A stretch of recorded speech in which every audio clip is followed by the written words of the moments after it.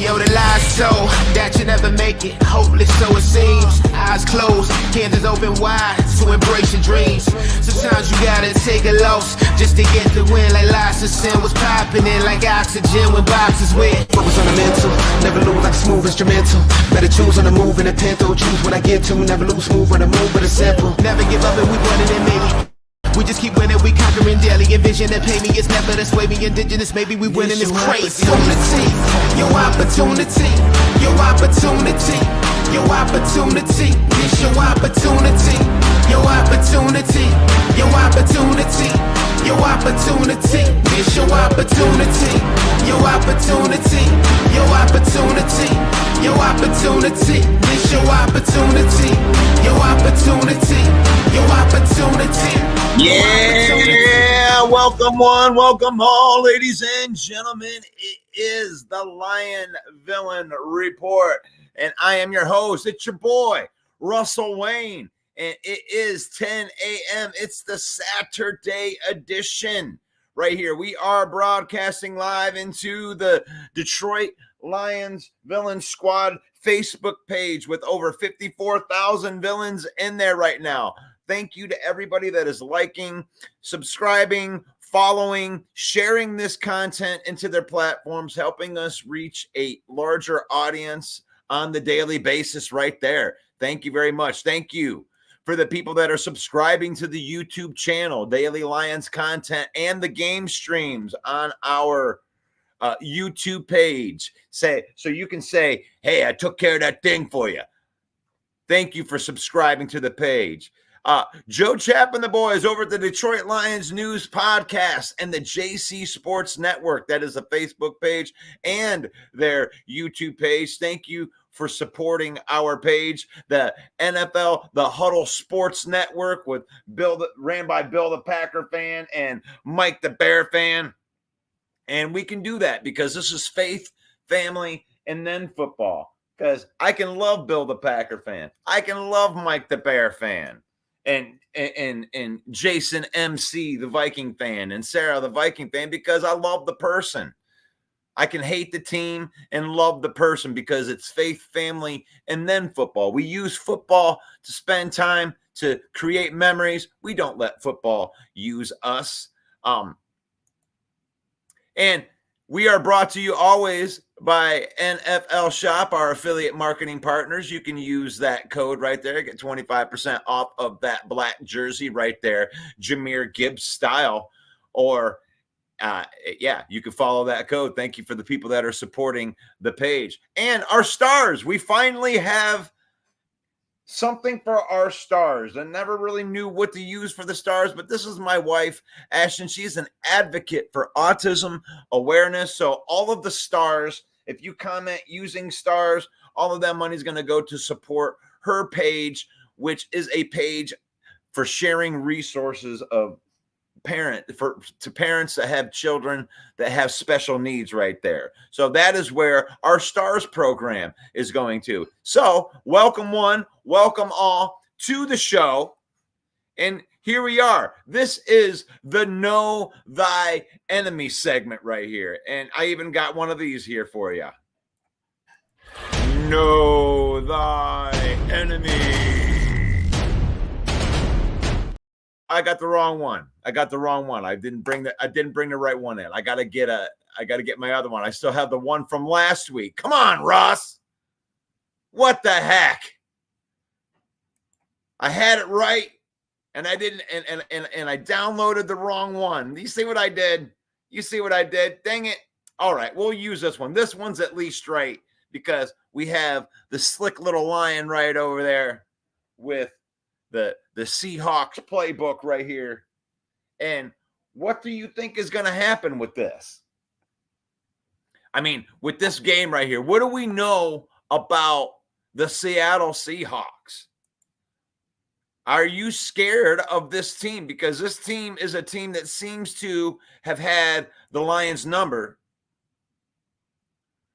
throughout the last couple of years, especially under Dan Campbell, under his watch. So here's this team. Let's take a look at this team. You know, what have the Seahawks done up until this point? What is there? Good, because we went over it a little bit on Wednesday when we did the first review of this. And which players do they have that are injured? That's the other question in this spot. The Seahawks injuries. What are the Lions injuries in this situation? We already know that Frank Ragnow is not going to play. We already know that Marcus Davenport is out for the season.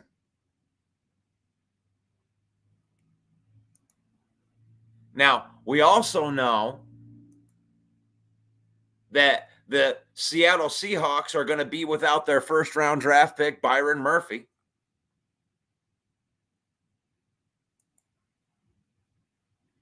And a couple of their defensive linemen.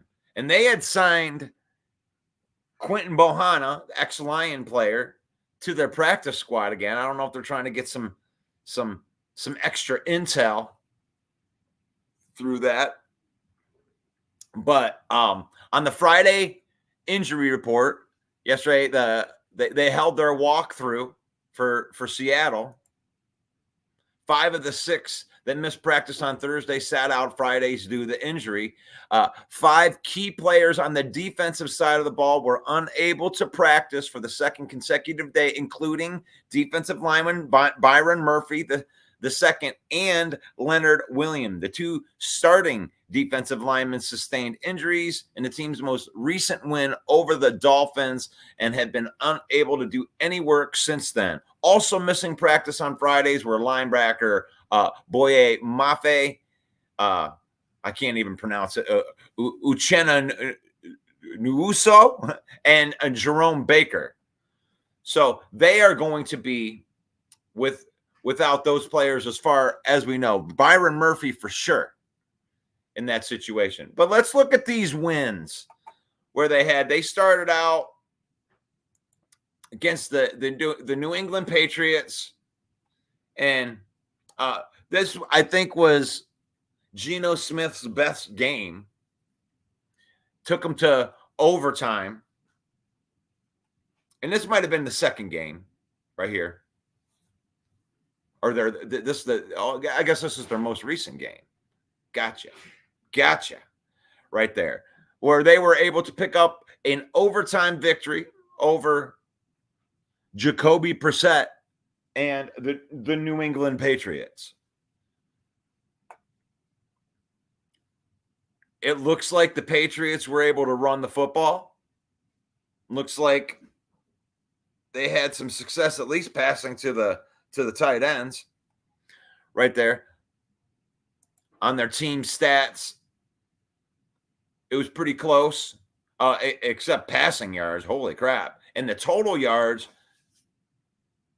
I mean, New England was able to run the ball against them. 4.7 yards per carry.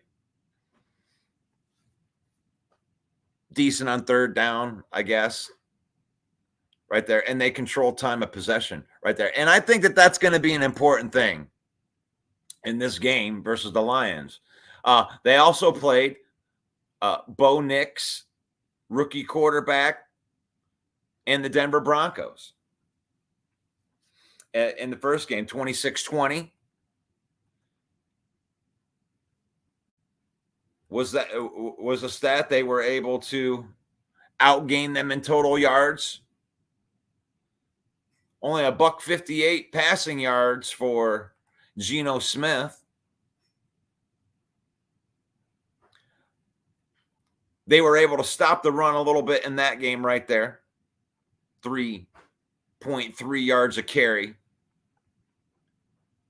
And from their player stats, in rushing, they were able to contain the run right there against that 49ers offense.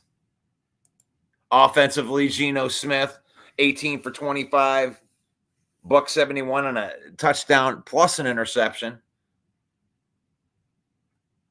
Did he throw an interception in that first game? In the Patriots game? No, he didn't. The Patriots game was his best game.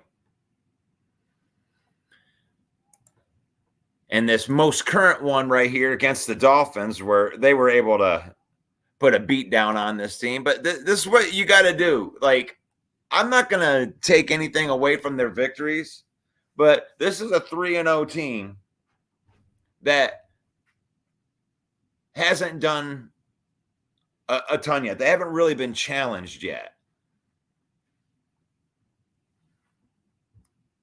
They were able to keep them contained on the ground again.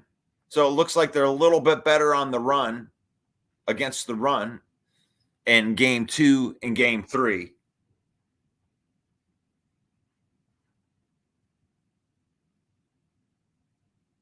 Looks like they tried Tim Boyle too. There's an old familiar face in the last game for the Dolphins. Got to see a little Tim Boyle action.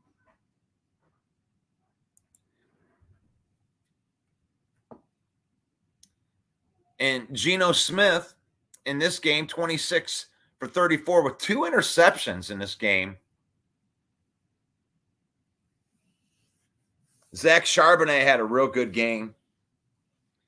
18 carries for 91 yards, 5.1 yards a carry. But here's the thing is I don't care who your running back is. The Lions don't give up run yards. They're very good against the run. I don't expect Kenneth Walker to make any difference in that. The Lions have been stout against the run. It doesn't matter what the who the running back is.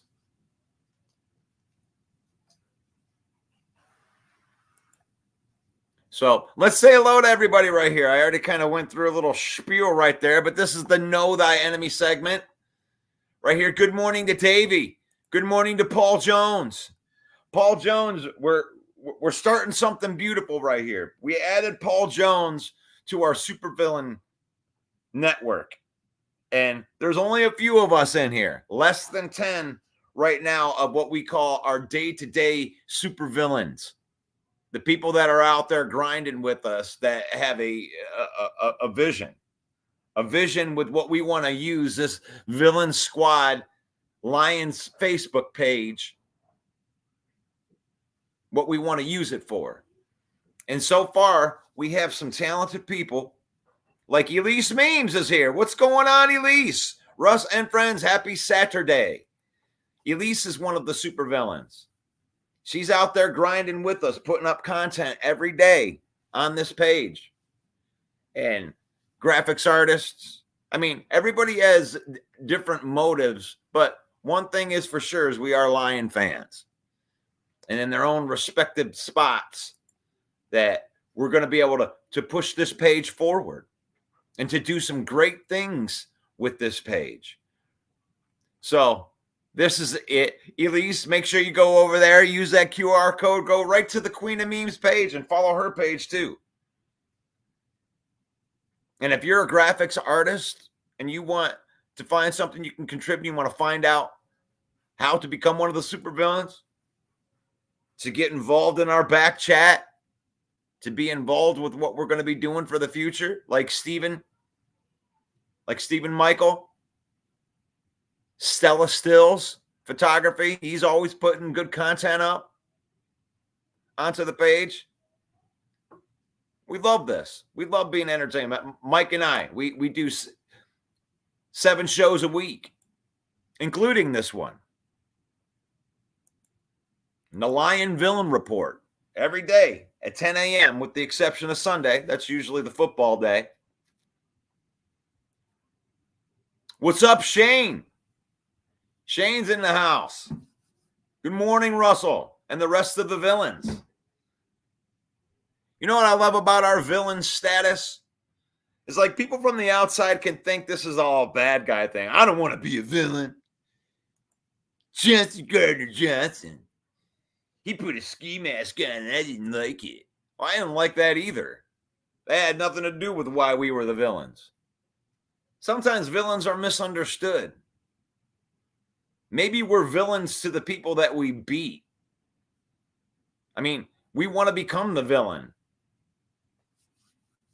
That's the goal every year for every team, is to become the villain. Where 31 fan bases hate you. I mean, you notice that every team that wins the Super Bowl, it's all about the refs and how they cheated. Oh, look at the Kansas City Chiefs.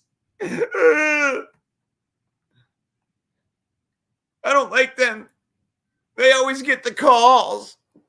They get the calls.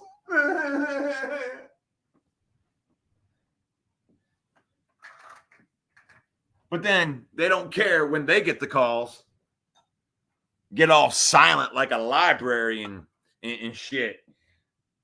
Get all silent when you get the calls. Stop whining about calls. The Kansas City Chiefs are the real villain right now. The Lions are the villain of the NFC North. That's for sure. We're the villain of the North, and you can hate it all you want. You can say, well, your days are numbered. Oh, you got lucky one year. Well, we're the villain of the North right now. Take that. You got to have a target. And now we have the target on our back. But no, the villain mentality. The villain mentality, we don't care. And we can still say faith, family, and then football. I mean, I'm not going to start preaching on here, but they treated Jesus like a villain, didn't they? He went out there and he was trying to do good things all his life. So it ain't about, it ain't about perception of good and evil. It's like, go out there, do the best that you can. Just make sure you got your priorities straight. We're not perfect people, and we're never going to claim to be on here. But one thing I know for sure is that everybody that can hear my voice right now, I want you to have the best of things in your life. I want you to get everything that you pray for right there in Jesus' name. Villains rule. The rest are candy asses. Yeah. Maybe I got kind of a bad mouth. That's all right. I'm not perfect either. But I don't mind saying candy asses. I don't mind saying that because I'm a big-time wrestling fan, right? And from what I can see on this Seattle team is that we should be able to run the ball against this team, especially minus their two top defensive tackles. You have an advantage. I know we don't have Frank the Tank, but we have Hank Fraley. We don't have Frank the Tank, but we have Hank the Tank. We got Hank, and Hank Fraley knows how to train the next man up. Give me a thumbs up in that chat right now. Give me a thumbs up if you're feeling that. We got Hank Fraley. We got options in that spot. We got starters that can switch positions to where we only got to move one guy. And Coyote Awasika is a fine backup guard. As a matter of fact, he would probably go and start for other teams. He's a good guard. He's somebody that came in and had the growing pains with us. He's been with the system for a while. He's one of the people why you don't see Brad Holmes going out into free agency right now and freaking out and going to spend a bunch of money because we believe in the depth. We believe in the depth. There's nothing wrong with the depth. Coyote Awasika, move Graham Glasgow into the middle.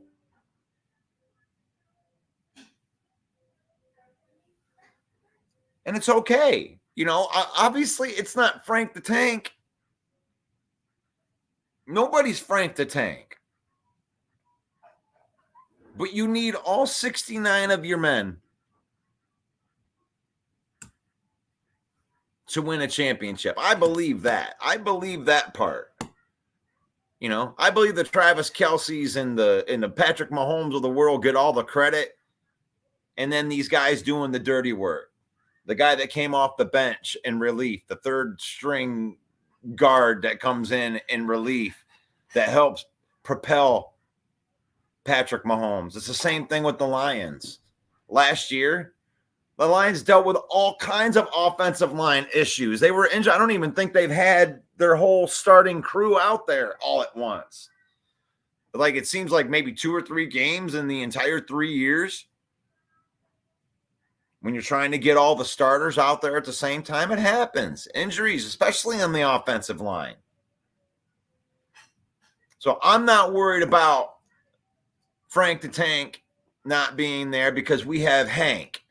We have Hank Fraley, and he's got the next man up mentality. We could sustain a couple more injuries right there. They would just have to move things around. You have Nice. That's a backup. So I would say that he's probably the third. I don't know how they're going to even do it. I mean, are you just going to bring in Nice? Or are you going to move Graham Glasgow and bring in Awasika because Awasika is probably the best there? You know, where's the drop-off? But we got Hank. Give me a thumbs up on that if you're feeling that. If you're feeling like next man up is going to work for this team, give me a thumbs up.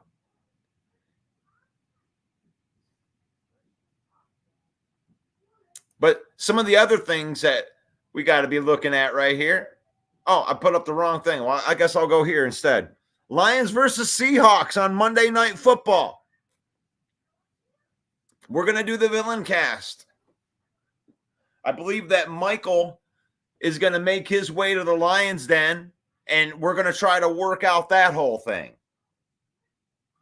Maybe we can bring some of the people in on the outside, but we need to get a secret cam into the Lions Den before the end of the season that works. So we're going to keep on trial and erroring that thing, but you can expect to at least get some pop-ins. At the very least, Mike's going to come in and do the halftime report with us when we go to halftime and give his thoughts on it. We're still running the show on Monday night too.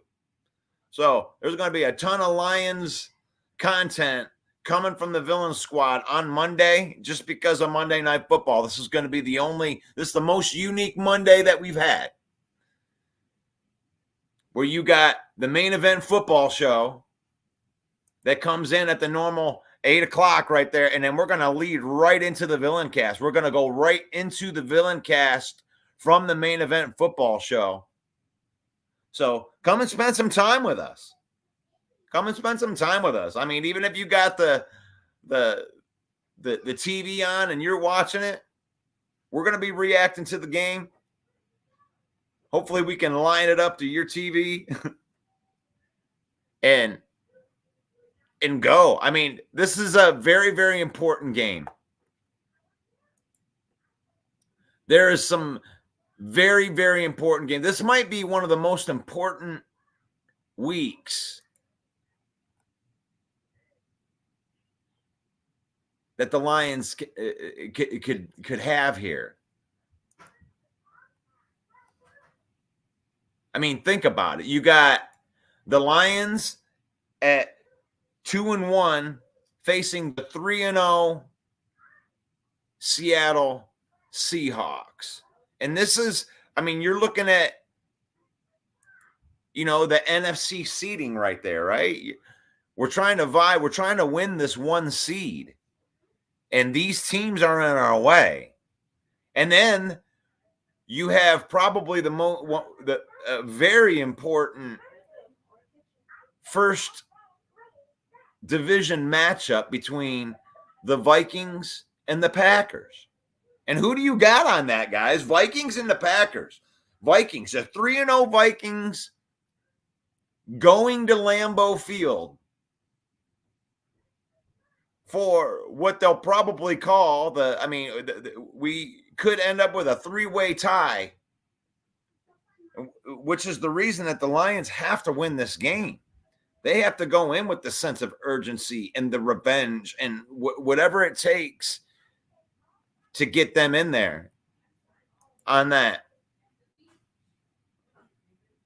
I mean, you got to keep pace. Either way, you're going to keep pace. Let's say the Vikings win the game, right? And they go to 4-0. The Lions have to go to 3-1. You can't fall 2 games behind in the division, 4 games into the season.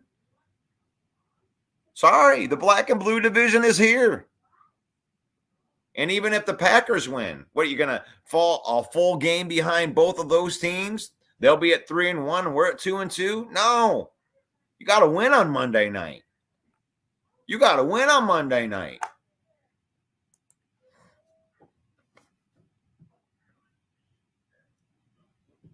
And the Packers better not be sleeping on these Vikings. The Packers think they're going to win the game just because they're the Packers. And the thing is like, the Vikings have played some good teams. The Vikings beat the Texans, beat that ass. That's one of the top teams in the AFC. And I think that's going to end up being a very good quality win for the Vikings by the end of the season.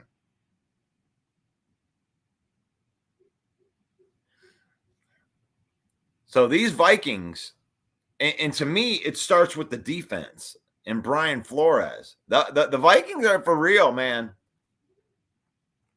I don't think the Vikings are going to go away. I don't think they're going to come off this. Even if the Packers beat them, I think they're going to get everything that they can handle. They can get everything that they're going to handle from that. Yeah, I like it. We're getting some, the villains rule the rest of the Go Seahawks. All right. Everybody's entitled to their own opinion. It's good to be king. And Jesus still rules. There you go. That's right. Faith, family, and then football. Remember that. We use football. Use football. Don't let football use you. Paul Jones in the house. Paul Jones.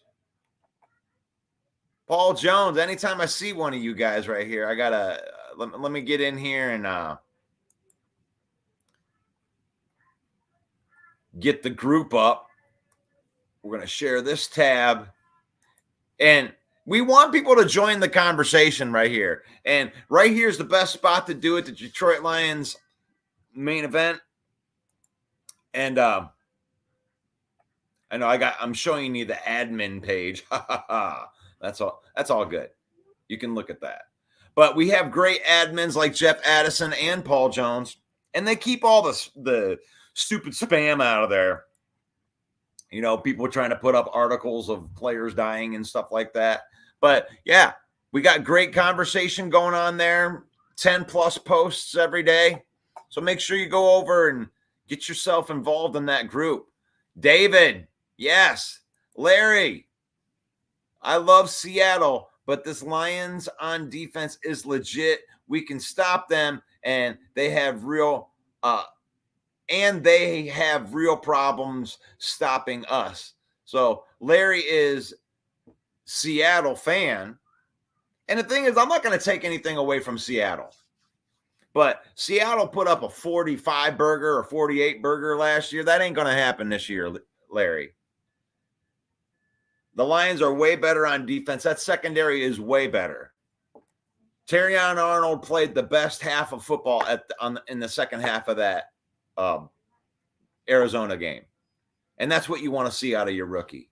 This secondary is light years better than it was last year. So, and on the defensive line, we got some terrors in there. And DJ Reader, the effect is real. The effect is real. You guys are going to have a hard time with DJ Reader in the middle, and Hutchinson's going to get those one-on-ones. Now, the good thing about Geno Smith is he does get rid of the ball fast, and that's what you're going to have to do against this Lions defense. They're going to have to get the ball into the hands of their playmakers, and they got some playmakers too. Make no mistake about it. Jackson Smith-Njigba has arrived. Tyler Lockett, DK Metcalf, even Noah Fant to an extent. Kenneth Walker out of the backfield. Zach Charbonnet had a good game last week. I mean, that is a good, complete offense from a skill position. So the Lions got to make sure that they make them one-dimensional. You know, I don't think that Kenneth Walker or Charbonnet are going to do anything against the Lions. I think they're going to make them one-dimensional. It's going to fall on the shoulders of Geno Smith again, because you can't let them get that ground game going. You know, thought it was really nice I thought this was going to be the Michael Neese debut. We kept a backup center on the roster for this situation, and instead they throw Awasika back. We just throw Awasika back. Well, Awasika is a better guard than Michael Neese is a center. And the drop off between Graham Glasgow, who has starting center, that to me is the smarter play, Detroit fan, man. Awasika is a guy that's been here and has been a quality backup for us for a couple years. You know, he had growing pains like anybody else, but he's grown in this system with Hank Fraley. And I think that we would see Michael Neese if there's another injury. If there's another injury on the interior of that line, I think that you would have Awasika and Glasgow as your guards, and you bring in Michael Neese at that point if they suffer another injury. But that's the thing about being deep.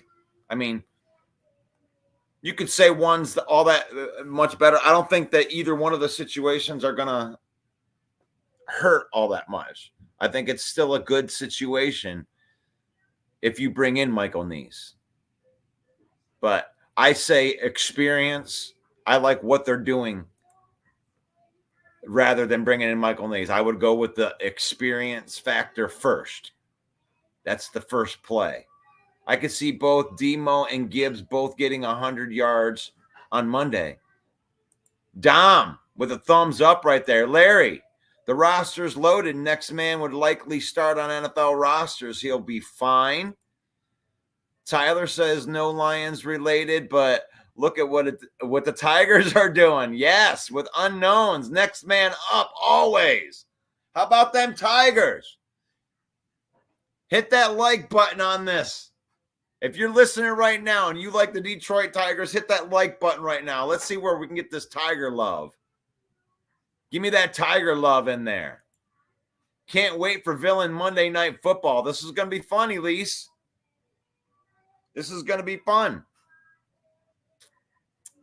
David, this is a big game because the Vikings are on fire. This is a big week. We get to sit back and watch tomorrow. Watching this Vikings. What time is that game anyway? Let's look at that because, you know, this is I mean, that's a huge game in the division. So we got Green Bay in Lambeau Field tomorrow at 1 p.m. And I'm so curious because Brian Flores had that defense going last year with a bunch of like nobody's undrafted free agents. You know, they had to deal with a lot of bad decision cap stuff last year.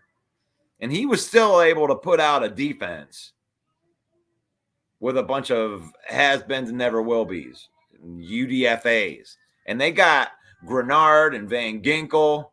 They draft Alice Turner. They add some talent. They give Brian Flores some toys to play with. And their victories are impressive. Now on the Green Bay side, I mean, whole bunch of turnovers, whole bunch of sacks. They're getting to the quarterback, but their quality of opponent during that stretch hasn't been much. You know, they lost to the only good team that they played, and that was with their starter, and they were able to play keep away football, which is just a run base that they're not putting any stress on Malik Willis in those two games, and they were still able to win it with the defense. But the quality of win from the Viking, you know, the Vikings beating the San Francisco 49ers, Vikings with a victory over the Houston Texans. That's a way more impressive portfolio. So to me, Green Bay's this will be the biggest test for them, and I think it'll be a good test for Sam Darnold too. And who's going to come out on top of that? Are we going to be keeping pace?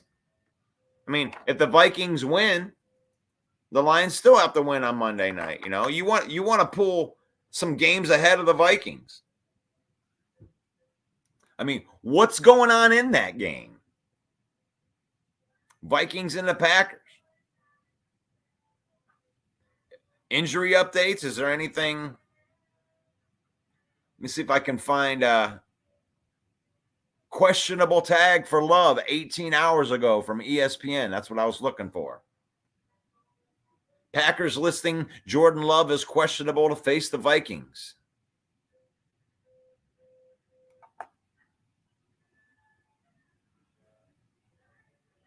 And I'm sitting here looking at this thing and they want to sign me up for something. I hate it when they do that. But Vikings have that one 100%. Paul Jones says that's a tough one to predict. The Packers and the Vikings are a mirror. The thought is that maybe Love is a little rusty. Yeah. Should they just go with Malik Willis because that was working? I mean, Malik Willis seems very efficient. I mean, Matt LaFleur is a pretty good coach. Admittedly, I hate admitting that, but it is what it is. I think the Vikings are going 4-0. David thinks that the Vikings got that game. I like the Packers over the Vikings. The Vikings haven't won there in the last 3 years. Yeah, I can't do that. It doesn't matter to me. Because the thing is, the good teams are going to find a way to win. All this history stuff, I mean, if that's the reason that you're losing, then you had no chance to begin with. Like, you overcome some stuff in order to do this. I think what's happening is you watch teams get over the hump. Eventually those narratives just go away because times move on, players move on, and then you get new teams. And you got to see, right now, the NFC North is still finding itself. We really don't know who the dominant team is. I mean, you can look at a lot of different things when it comes for the Lions, when it comes for the Packers, when it comes for the Minnesota Vikings. Right now, it seems like the only thing that we know is the Bears. But do we really know the Bears? Do we really know what the Bears are doing? Who the Bears sitting here, you're trying to get Caleb Williams to come around and to knock off the rust of rookie quarterback. So now that we've came back down to reality, Bear fan, that, Caleb Williams isn't CJ Stroud. He's not going to be CJ Stroud. He's not going to put it together. That's an anomaly. Everybody wants to compare their number one draft pick to the anomaly, which is like a once in 30-year type of thing where you have a quarterback that comes right in and dominates like CJ Stroud. You're not that. But that doesn't mean that Caleb Williams ain't going to start figuring it out and being a decent quarterback. That doesn't mean that he isn't going to figure it out and in year two become the quarterback that they thought that he could be. Larry believes that the Vikings are legit. Elise says, go Tigers. We got some go Tigers. Bless you, boys. Look at those Tigers. I might need to take Tuesday off. Does that mean you're going to be doing a little bit of drinking? Be careful out there. Be careful out there. David says maybe Green Bay will end up using both quarterbacks. If it's not broken, don't fix it. Concerning Love versus Willis, Jeremy B. Long night last night. The beautiful Tigers win. If you stayed up for that, that's a big deal, man. That's a big deal. I'm not opposed to talking about some Tigers, because I know that most people wrote them off in July because they were trying to figure some stuff out, getting some young players. Kind of reminds you of the Lions, right? The Lions in that 9-8 season. They beat the Packers in Lambeau on that last game, and, they didn't know, or they knew that they weren't in the playoffs. They knew that Seattle, those damn Seahawks. That's why you got to make sure that you win these early season games. Because the Seahawks can come back to bite you. The Seahawks loss in that 9-8 season in 2022 cost the Lions the playoff. They started 1-6, almost made the playoffs. But the Tigers did make the playoffs. They got all the way to the end. Make it to the playoffs. Thank you for the likes. Thank you for liking the video. Gosh, you guys are getting better at that. We actually got 17 out of the 28 that are on right now. Hit that like button. It don't hurt. It's free. It's free. Oh, well, don't hit it unless you like football. Like if you stumbled on this and you were looking for a knitting channel, you don't have to hit the like button. You can just go through. But yeah, join us for the Villain Cast on Monday. I'm going to start right at 8 p.m. right there. The minute that Mike gets done with his one, we're going to start the broadcast. Let's go. All the way. I'm going to carry you all the way through Monday Night Football. And when Mike gets done with that, he's going to hop in his car and he's going to go over to the Lions Den. And you're going to be broadcasting live from right there. If you're watching this program and you own a business and you want to be guilty by association, you can partner with the Villain Squad. For pricing and info, you can contact Main Event Mike, 810-620-2167.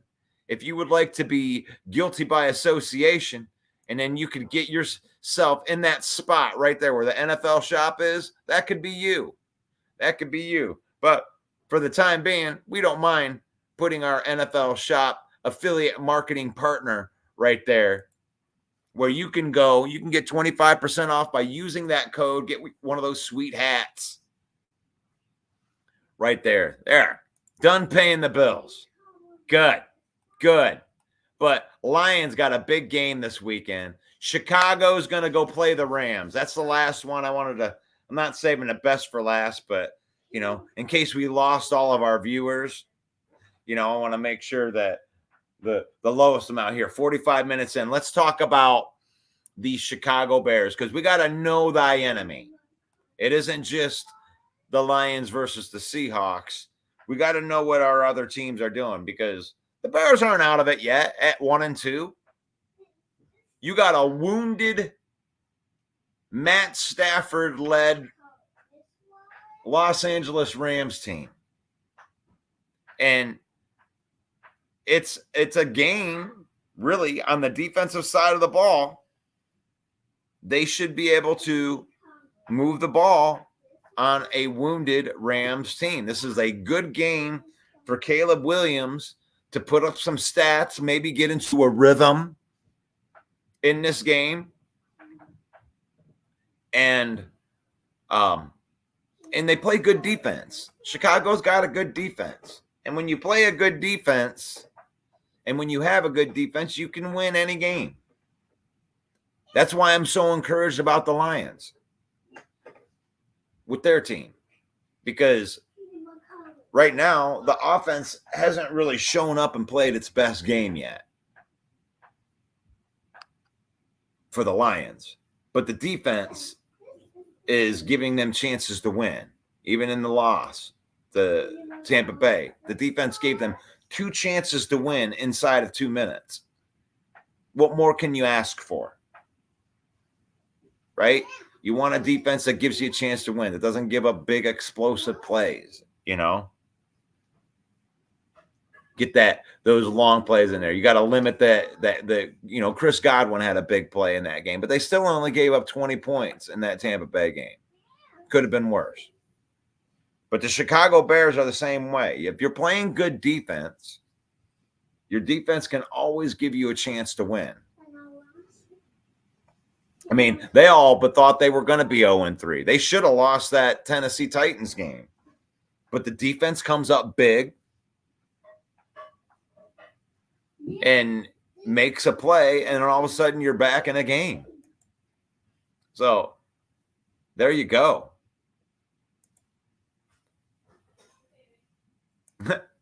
What if Christopher Walken was talking about the Seagulls? Okay.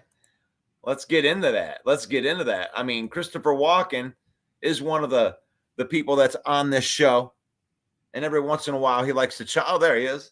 It's Christopher Walken is here. He say, the Seagulls, Alka-Seltzer, it's not a good mix to put together. And Dan Campbell is out going on the beach, testing out Alka-Seltzer pellets, feeding them to the Seahawks, and watch them explode. And the Seahawks explode when they eat the Alka-Seltzer. It's bad for them. It's bad. It's too bad. And you need it to be good. And it's good for the Lions, because then the Lions can eat the Seahawks because they blew up. Or maybe there won't be anything left of the Seahawks, but they could run with the ball in their hands. You can run and then try to avoid the defenders to score touchdowns. And at the end, they can have more points and then win the game. And we can talk about it, and it'd be good. Good for your life. It's good for you to watch football and football talk with Russell Wayne.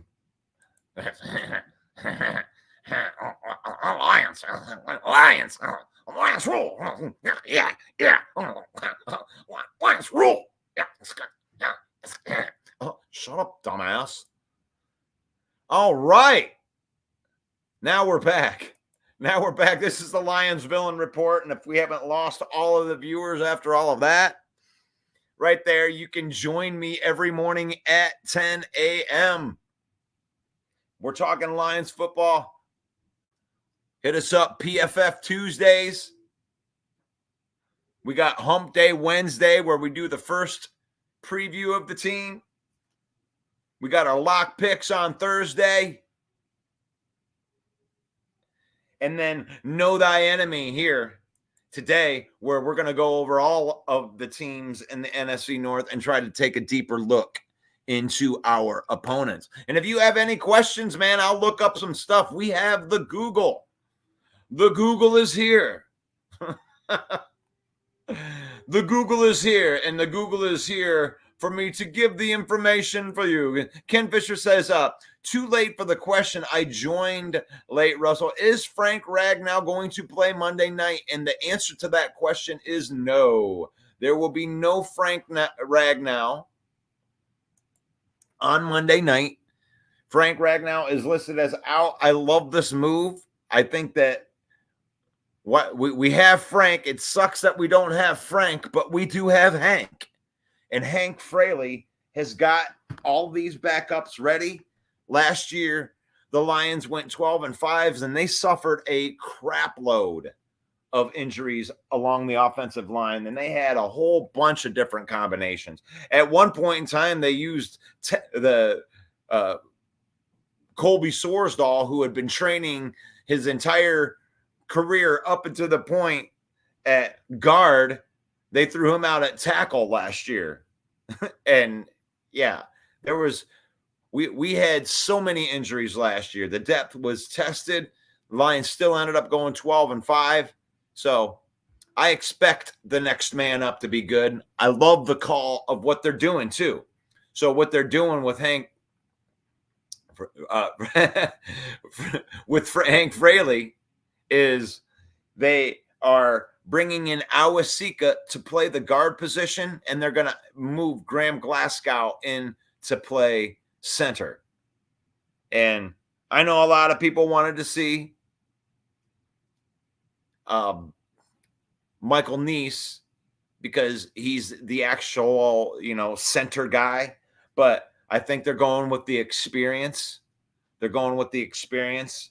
I mean, Graham Glasgow has a lot of experience starting at center.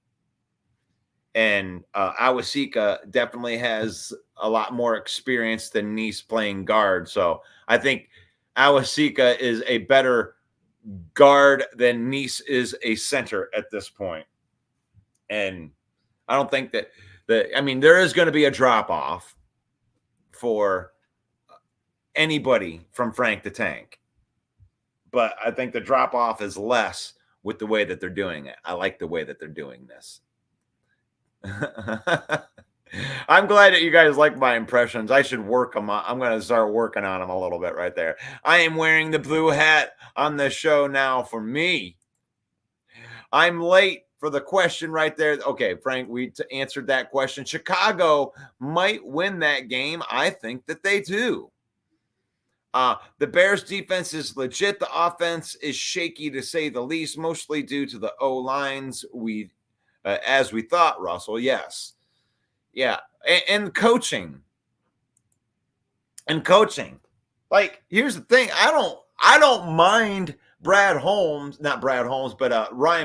a general manager. I don't mind Ryan Poles as a general manager. I think that he gets good talent. I think that he slung a couple good trades, and the Keenan Allen, there's a lot of things that he did well, but it's never been a question of talent, has it? I mean, why is it that these other quarterbacks, even Mitch Trubisky, he goes to Buffalo, and even in the backups, he plays like a starting quarterback. These guys seem to do better. Look at Justin Fields over in Pittsburgh right now. He's making plays. The guy's got talent. It was never about talent. It's the Bears coaching and developing players. It's about more talent. Talent will get you by for a year, maybe 2. But what's the reason that the Bears will find a way to lose? It's because they can't outcoach anything. I think the Bears are going to lose that game because McVay's a better coach than Eberflus. My bad. They can't coach. They can't develop these players. They're not putting their players in the best chance to win games. 4th in rushing defense, Lions 9th in passing defense, 10th in yardage against, 9th in scoring against. We are the best team that Seattle has faced so far. And when the Lions, even when you're looking, okay, the Lions in rushing defense is 4. Part of the reason the Lions are in the 19th in passing defense is because we are so good against the run that teams have no choice but to pass 90% of the time when it comes to the end of the game. It's been that way in all 3 of the games. You cannot run on this football team. So even that 19th passing defense is a little bit skewed right there, because when you make a team one-dimensional, obviously they're going to have a lot more chances to pass. So, this Lions defense is legit, and they haven't even totally figured it out yet. They're still figuring out some stuff in the back end of that secondary. Brian Branch is back in a new position where everybody's moving in and getting used to what they're supposed to be doing. And that's all good. Elise likes to Beavis and Butt. Hey, Beavis. That's right. Oh, where's Call? You think that the Lions are going to be running? Are they going to be running? Let me tell you something, Mean Gene. With me and all my Hulk maniacs out there, it doesn't matter because we have the 24-inch pythons, brother. Frank or no Frank, the tank is running through, dude. The Lions are going to be running wild on the Seahawks. What you gonna do, Mean Gene, when the Lions run wild on you?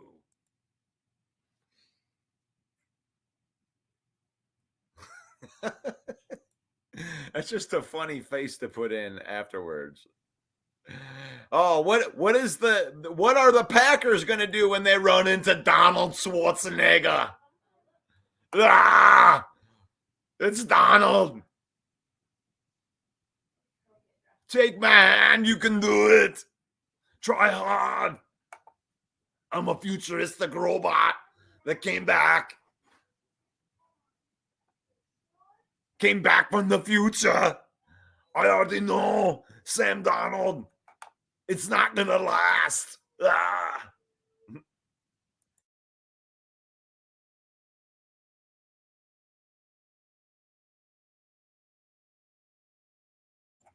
Oh, bringing them all out. And here's one for you, Jeremy. This is a question that I asked yesterday. Do the Lions need to develop a finishing move while we're on the wrestling kick right here? And that's the bottom line, because Stone Cold said so. That's the bottom line. We need a finishing move. And it might just be scoring points in the third quarter. Can we please score some points in the third quarter, please? Please. Pretty please. With sugars and cherries on top. Ben Johnson, you do not need to be the smartest person in the room all the time. You can be the smartest person in the room. You don't have to use that all the time. You don't need to outsmart yourself. Because when you have a dominating offensive line, the offensive line is the best part about the Detroit Lions. I think it's the strongest part on our team, and they need to lean on it. When you get into the third quarter and you rush and you give David Montgomery the ball and then he gets 6 yards, the next play should not be an oopsie-doo end around loss of 5 yards or a false start. Run the ball right there. You see? Right there. And I don't know if I'm doing it in the right side, but that is the right side from my perspective of the offensive line. Run right between Penei Sewell and Kevin Zeitler. When you get 5 yards on first down, run right there until they stop you. You don't need to get slick. If your guys are dominating up front and they're moving bodies out of the way and you're up by 10 points, run the damn ball until they stop you. You don't need to get slick. We don't need a Jameson Williams end around at that point. We need a finishing move. And part of that finishing move is just dragging those guys out into the deep end. If they can't stop the run, what is the highest percentage play to work? What is the highest percentage chance of success? It's handing the football off. The least chance of a turnover. Just run it right there. Not slick, not a pitch. Take a fullback on 4th and 1. Do not line David Montgomery up as a fullback and hand it to him.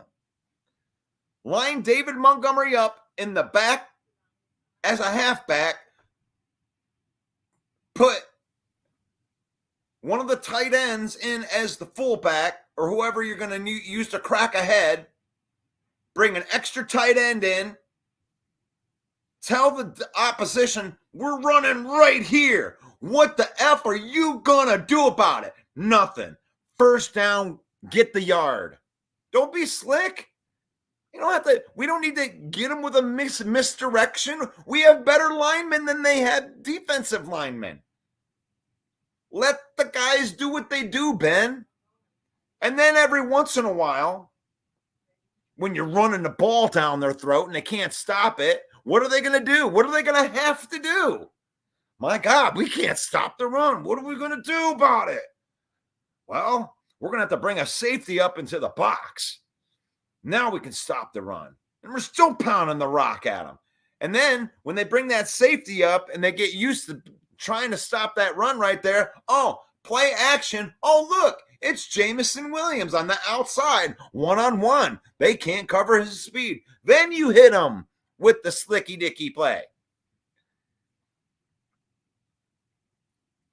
I think Ben Johnson's a brilliant play caller, and he, like, the schemes that he does to get people open is second to none.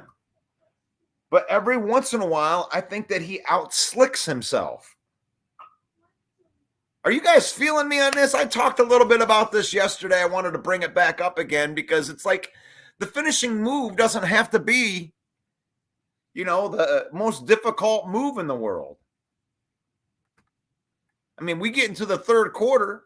Let's try off tackle with David Monk. Now, granted, I'm talking about having a lead here.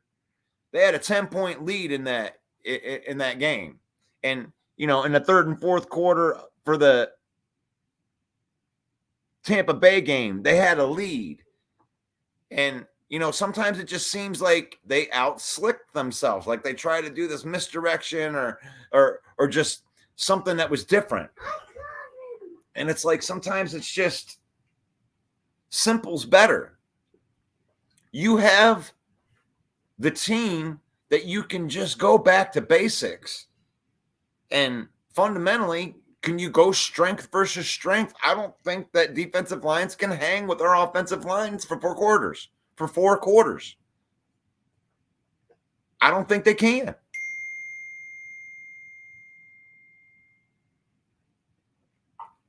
Let me know what you think about that in the comments. Hey, y'all. What's up, Brad? Brad. What's up, Brent? Paul Jones got the perfect plex. I'm going to have to get Paul Jones. I need to get you to be a moderator on my wrestling page. I've been slacking on that, and maybe you can help me with that one and getting that one up and going because it's been very busy during this Lions season, and to keep up with both pages is hard. My thoughts exactly, mostly saying third quarter points. Yeah, we got to get some third quarter points. Mark it down to score at least 10 points in the third quarter on Monday night. I love it. I love it. Speak it out. Speak it out into existence right there. Hey, y'all, do you have a good plan for in the third? We used to run and dominate time of possession in the third quarter last week. Same scoring should start to come soon. Yeah, but gosh, man, like, did you like that fourth down play call, Jeremy? Did you like that? I didn't like that.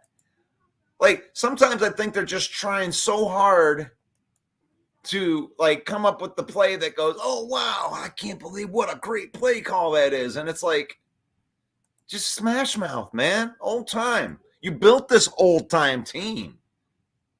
I mean, that's what it is. Our finishing move is Goff Falcon Arrow for the RPO and the first down. Yes, to close out the game. But that game should have been over in the third quarter. You know, I want to see them go down in the third quarter and then use that running game to plow people over and just have a nice 8-minute, nice 1 yard, 8-minute with a 1 yard touchdown that sucks just the life out of them. And then you go up to 3 scores, and then, you know, that bring, it brings the intensity down. It's like that will break some teams. And then when you're up by 3 scores, then you can really let your defensive linemen go to work, man. Those guys haven't been able to go to work yet. And that good game is coming. The Lions have not played their a perfect game on offense yet, or defense really, but their complete game is coming. And I don't mind that it's not quite there yet. We got a couple ugly wins out of the way, but the complete game is coming. Put Gibbs and Montgomery together. That creates problems. Because you can still run the fullback with Gibbs and Montgomery together. I mean, put Gibbs in the slot. Move him to the slot. Bring a tight end in as a fullback. And then run it, man. I mean, I think you could definitely run that. All we have to do is run the ball 3.5 yards. Hey, that's simple, right? I think that Goff is I think the key to Goff is not turning the ball over. He got bailed out on another call last week on that pick six, need to pass to set up the run. I mean, bailed out. They whistled the play dead. They stopped the play. You can't go and just say, hey, that's going to be a pick six, because you don't know when they whistled the play dead. Like, the referees dropped that call, but they didn't take that play serious. The Lions didn't run a serious play. Actually, I thought the Lions were going to get screwed over on that play, because I think that the idea was to draw them off sides. I don't think that they had a chance. They were trying to ruin the play, but that's all right. That's all right. Broski Bear comes in and he's going to go against the rules. So I'll just point out the fact that your team lost. The Bears lost again, and they got and it isn't a guaranteed victory that you're going to beat Matt Stafford, and you're going to have to deal with Matt Stafford and the fact that Sean McVay is a better coach than Matt Eberflus. So you better hope that your teams. So, and the refs said your eyes deceive you. Hey, the Lions on a good side of a referee call. I mean, that in itself was a victory Monday. Like, the Lions, on the side of history, the Lions don't get calls like that. They let the guy jog into the end zone with everybody confused. To me, if the play is a busted play and half of both teams don't know if there's a play or not a play, that's the play that you got to reset and do.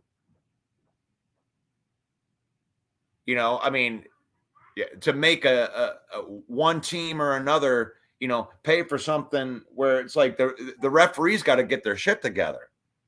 You either got to let the play ride, or you got to just be confident in one way or the other.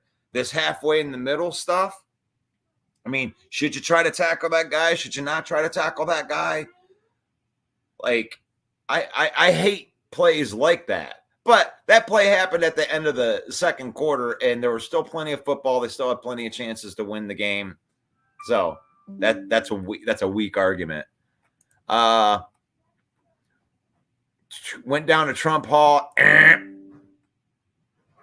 Nice gun guy.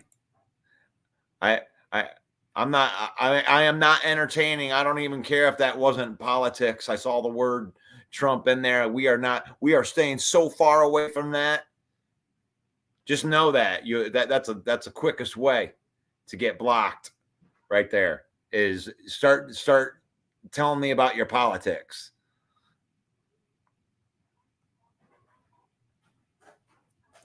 I have 5 signs in my yard. Yeah, there you go. Okay. Monty at running backs, Vaki at fullback, Gibbs in the slot. I like that. Of course, I had Goff's jersey. The hype is real. I think it's hilarious that Lions fans always build the refs up as unfair. Here's Broski right now. Right there's Broski. Broski's crying about the referees in this game. And I don't care if you think what is hilarious. The Lions won the game 2-1, baby. Your team lost. Your team is trash. The Bears need to get their crap together. Loser team. Soldier Field. Put some paper bags onto the heads of all the Bear fans right there. I'm not even entertaining that. There's Broski right now crying about the refs. I have 5 of the let's see. Brent says, Broski, it's because we beat. Okay, right there. That's so right. I thought Tuesday was trash talk day. Broski. Broski is right, though. I can't believe it. I just said that. I mean, it doesn't matter whether he's right or not. The thing is he's not playing on the rules. He come in and talk trash on a team when his team lost.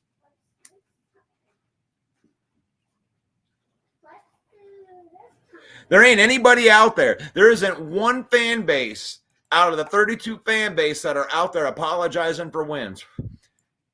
Let me ask you out there, Lion fan, because I know that there's troll fans that are in here, and Broski's a great troll. He's a great troll. But out of anybody in this fan base, is anybody apologizing for this win? Is there anybody that's out there that's looking at a play from the second quarter that determined the entire outcome of the game? You cannot let the referees defeat you. And this is the same thing I say to Lion fans, Broski. When the Lion fans come in here and start bitching about the referees, I mean, even on the Dallas call, I mean, it is what it is. It counts as a loss. This all the same. Now, you can look at that play. To me, the closer the play gets to the end of the game, the more validity I'll give the argument. But even at that, even if you win the argument, right? Even if I convinced everybody on planet Earth that Decker reported, right? Doesn't matter. It doesn't matter. This is still you. This is still you complaining about the referees. This is you, Lion fan. This is you today, Broski. Get the referee weak-ass argument out of this.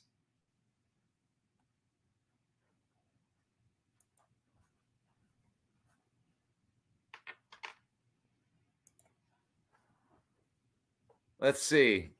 Minnesota will beat Green Bay. Okay, cool. Kneecap.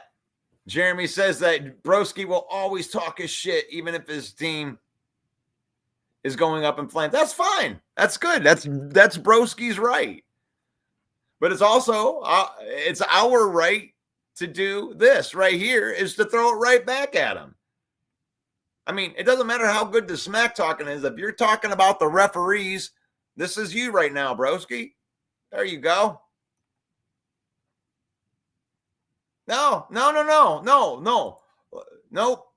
Lions aren't the ones that always cry. Nope. Lions aren't the ones that always cry. It's you. You are crying right now. I don't see any Lions fans in here crying right now. I don't see any fans lying. You know what? The most crying I heard was from the Dallas game. And you be the judge of that. You be the judge of that. Did the Lions not get hosed on that? You're talking about a play from the second half, bro. They had 2 full quarters of play after that.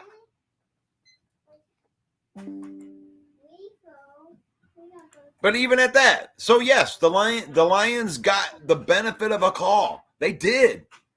They did. Bear fans are trash, straight juice. I apologize to the Bears. We know it's like what it's like to be the bottom feeders. I mean, that's all you got at this point.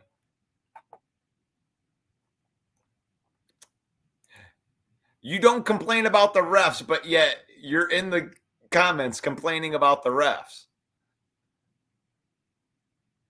I mean, what are you trying? What are you trying to say?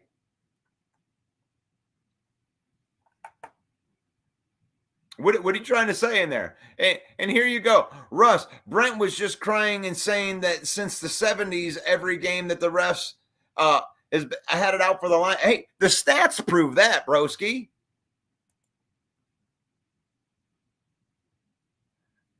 I mean, the Lions have had ref calls that on 3 or 4 different occasions that changed the rules of the game. They got screwed over so bad. There is no team that's had it as bad as the Lions have had in ref games and just like anomaly bullshit stuff. Like the flag pickup in the Dallas game. You know, this last one with their like you make up these things. Like people report and you know is eligible all game, and all of a sudden they don't have their shit together on the last play of the game. I mean, yes, people complain about the refs. People complain about the refs. You know why? Because this is people complaining about the refs or bringing up the refs. You don't need to bring up the ref. To me, broski, this isn't just you. This is Brent if he's bringing up the refs all the time. It is. Because you got to make enough plays to win the game. It comes down to a couple plays. Make the plays. This is why I did a segment today.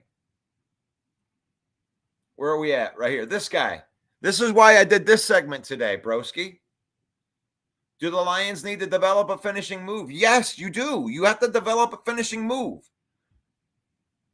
Because when you're up by 10 points, you need to make it 17 points. You need to drive the ball down the field and score that touchdown. Do you know why? Because I don't want to get screwed over by the referees. That's the only way that you can do it. Play good defense, get out to a lead, and then squeeze them out. Finish the game. Finish the game. Yep. It's called finish the game.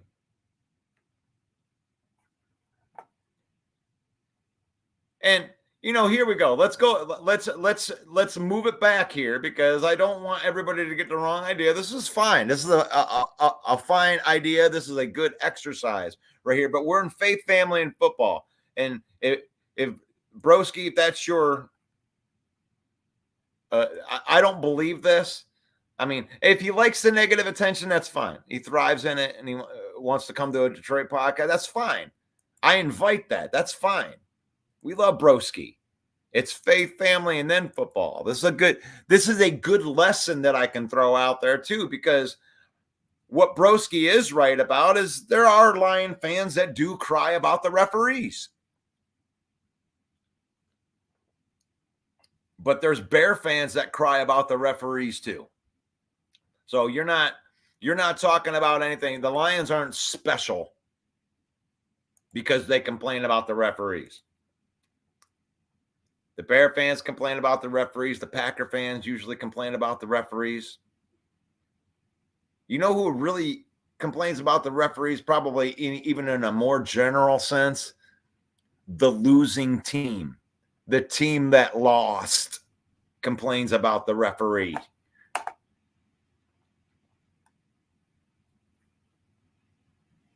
So I don't acknowledge the argument you guys got lucky because the referees were on your side. I don't acknowledge that. I don't acknowledge that for the Lions. I don't acknowledge it for anything.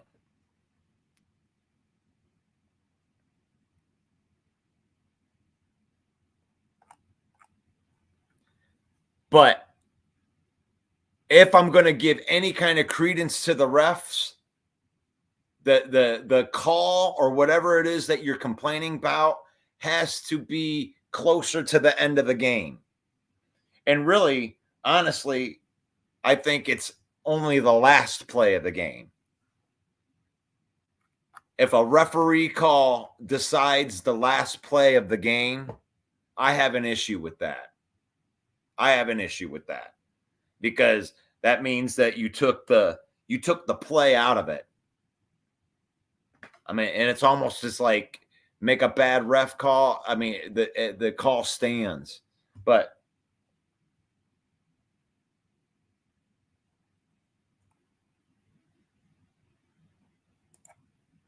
my gosh, there's nobody that's complained about the refs like Lions fans. It's unreal. Literally every Lion games podcasters always talk about the refs. It's brutal and child. You know, the only person that's talking about referees is a Bear fan. We're in here still. You're still talking about the refs. My gosh, stop talking about the refs.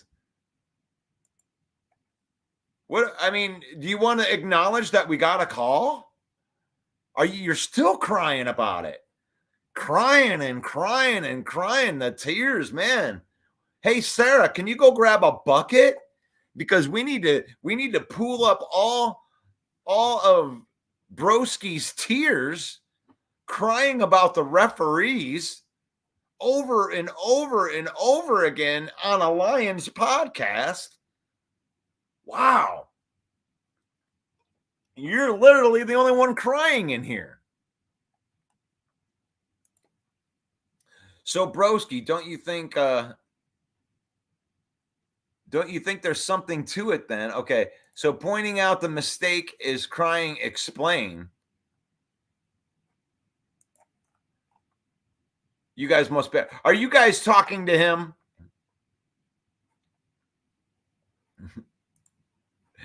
You guys are funny. You guys are funny. I mean, we're really, are we really talking about the referees?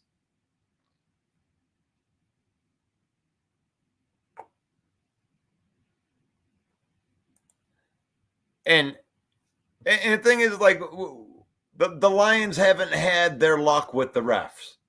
There's no doubt about that. Like, you can look back through some of the, I bet you if you had a compilation of the top 20 screw jobs, and I don't even know, I haven't looked at any of these things because I think it's such a stupid argument, and I can't believe, I'm glad we're over. You know, we're over today. We are, where are we? 120. We're 25 minutes over right now, so I don't mind talking about it a little bit. But my guess is if you watch the compilation of the top 25 football screw jobs of all time, I bet you the Lions would have 3 or 4 on there of all time. Out of all 32 teams of anything, I bet you that the Lions would have 3 or 4 on the top 25 all time. Now, with that being said, get over it.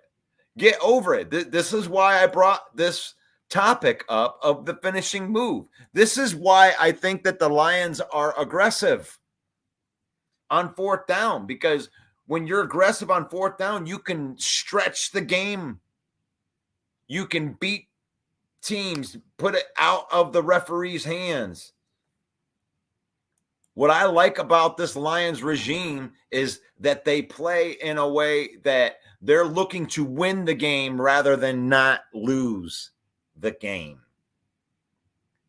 Because if you like the polar opposites of coaching, Jim Caldwell, Dan Campbell.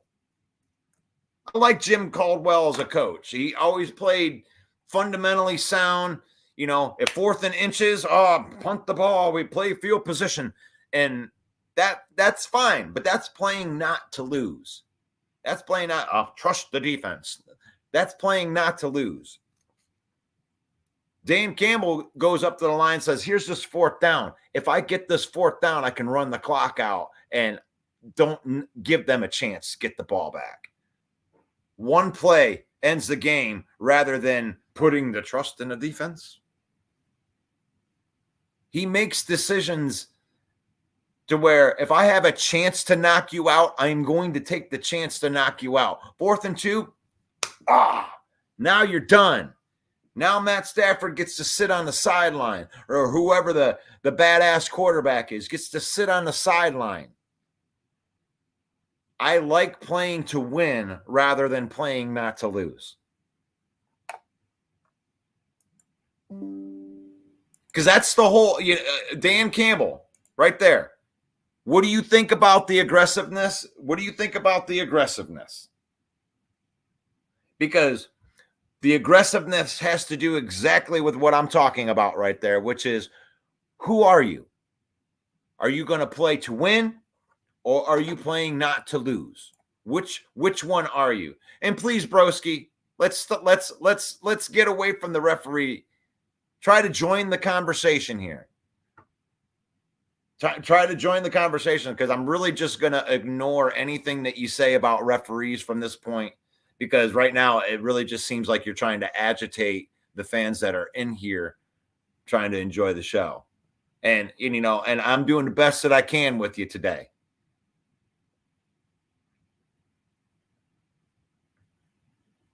And I'll give you this comment right here. This actually, I like this one. I like this one right here. This comment right here. The PTSD, we don't call it that here. You're like this. You've seen this before. I need to make a new one right here because I can't put you're covering up. Dang it. Now you're not. PTSOL, broski. This is a registered trademark name right here at the Villain Squad. PTSOL. Post-traumatic same old Lions. It's that feeling that you're going to steal defeat from the jaws of victory. You have the game well in control, and then something happens. There's other things that happen within the referee screwing us over, broski. Something else happens. It's either a referee thing or just a brain fart, missed coverage, give up a big play. Like, Lions have suffered from this for years. And the only cure to PTSOL is winning. That's all you can do is win. All I do is win, no matter what. Yeah. The only cure is winning. And the Lions have done some winning. The Lions have done some winning over the last couple years. So there's actually a feeling somewhat when you're at the end of a game like everything's going to be okay now. There are some recovering PTSOL victims that are out there. Now, regardless of what people say, you're not entitled to any compensation. Grow up.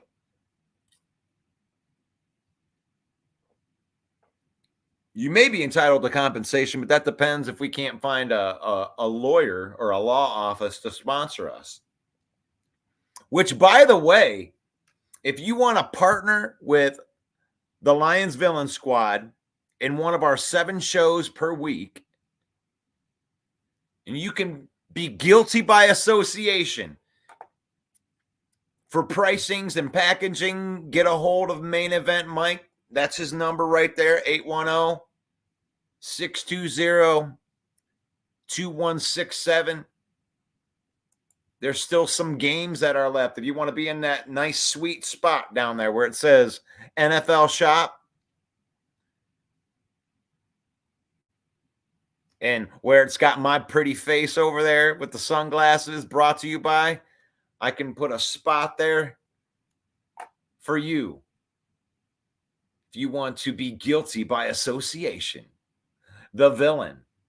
The villain's just misunderstood. The Lions are the villain of the NFC North right now, regardless of how many people are crying out there. But the Vikings and the Green Bay Packers are looking tough. They're looking tough.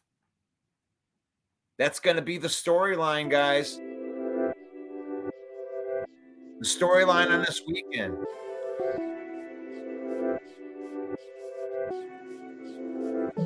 Who's going to win that Vikings and Green Bay game?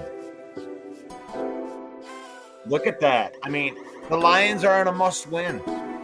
Really, the Bears are too. If the Bears want to take themselves serious, you know, at least the 10-winner teams, fringe playoff team, they need to win this game.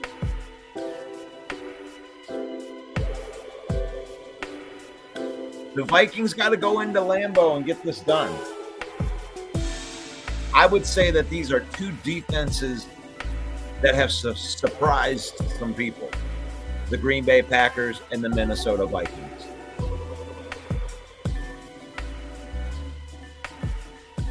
I believe in what Brian Flores is doing with the Minnesota Vikings right there. I think that defense is legit.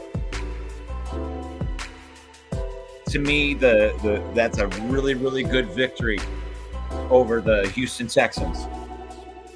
Quality opponent with a good defense that Darnold got to go up against.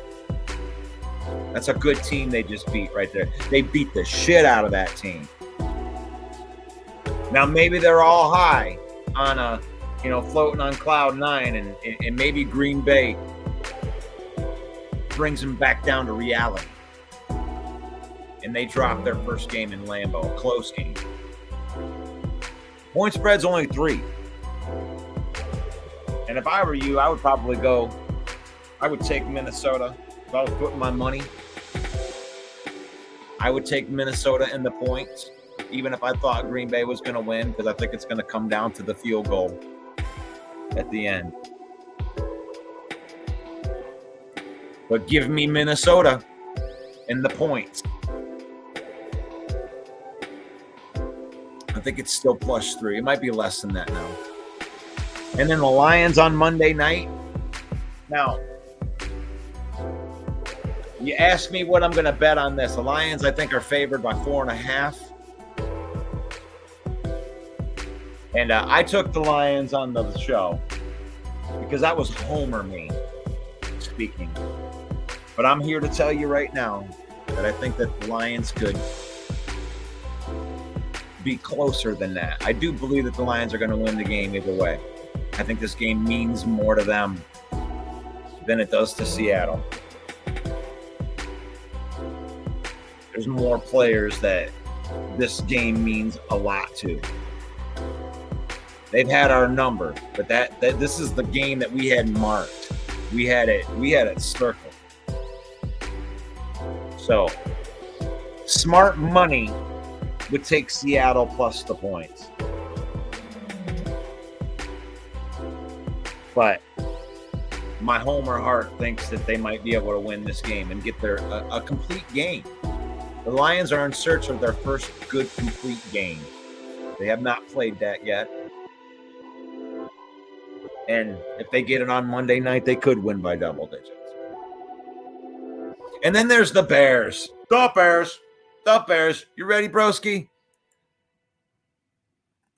And this, the honest to God's truth right here, is Matt Stafford is one of the best quarterbacks. You know, I don't come on here and talk much good about Matt Stafford because every time I talk about him, we're playing him. And I have to listen to all these Stafford slappy talk about how he's the greatest thing ever because he went somewhere else and won a championship. That don't make me feel all that great that he went somewhere else and did it. But he's a great quarterback. He finds a way to make guys on this team better. Sean McVay is a very good coach. And I think that's where the big advantage lies in the LA Rams versus Soldier Field. Now, I'm not saying Bears have them beat on talent because they're suffering some injuries, but it has always been next man up. The Rams just got a victory over the San Francisco 49ers too. So I think the Rams are going to win this game. I think the Rams are trying to survive and win some games ugly so they can get some of their injured players back, because they are a playoff contending team, the Rams. The coaching just isn't there. If it comes down to a one-score game, then the Rams are going to win that game. So there you go. There's my pick.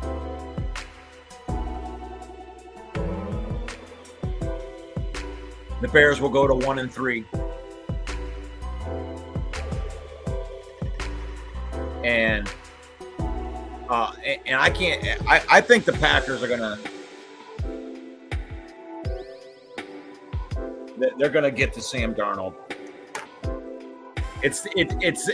That's where the biggest matchup is for me, because I think that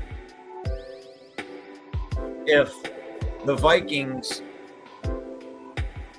are going to play good defense. I think Brian Flores is the real deal. But I think that the biggest matchup is going to be Sam Darnold versus that opportunistic Green Bay defense. Because if Sam Darnold is who they say he is, and I know that Sarah is hoping for this, that Donald Schwarzenegger comes in, commando style. Come on.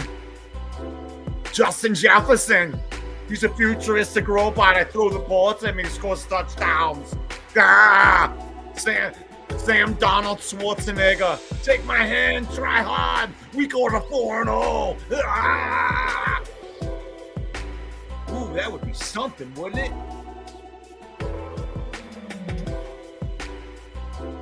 Packers go to 2-2 and Sam Darnold and the Vikings go to 4-0. Who would have thunk it?